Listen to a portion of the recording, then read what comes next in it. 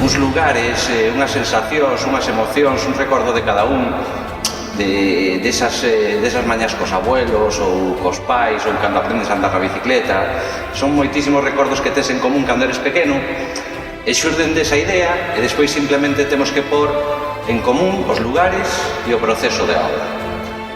Falamos de memoria, pero non de memoria en xeral, senón falamos de unhos espacios emocionais, non? Que habitan de alguna forma a memoria e que se xeneran pois na primeira época da vida, non?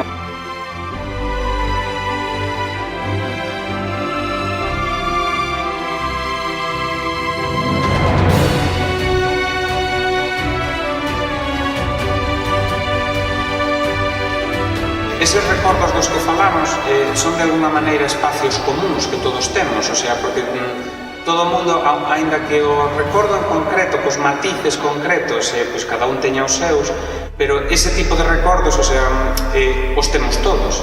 Entonces, son lugares que son moi fáciles de comprender e de compartir.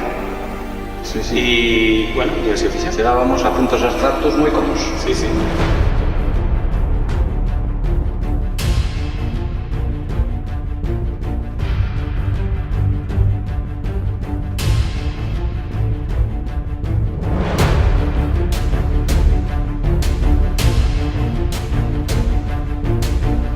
Toño, digamos que unha das linguaxes nas que se sinte confortable a pintura, eu a linguaxe na que me sinto cómodo é a fotografía, e o que nos interesa, o que queríamos explorar é ese punto de tanxencia entre a fotografía e a pintura, ¿no? Como facelas de alguna maneira rozar, en algún momento colisionar para ver de que maneira se complementan e dialogan.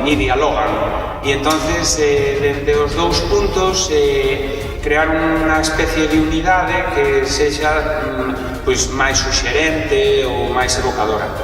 Sí, son outra linguaxe máis, non atopar só na linguaxe verbal, pois engadir técnicas de outras linguaxes plásticas.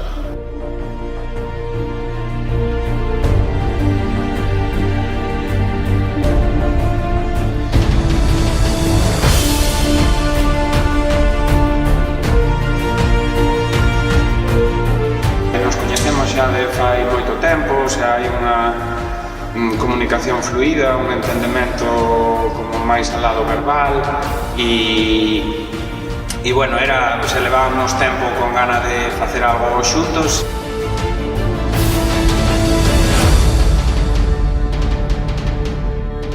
Un camiño do pasado que che leva a coñecer xente, amizades e cousas destas, sempre atopas polo camiño xente como a Rubén. Entón, neses recordos e nesa xente, pois xurde un pouco facer memoria de cando eres cativo e creo que coido que Rubén era unha das millores persoas que podía dialogar con esos recordos de pequeno e todo isto que vemos aquí hoxe.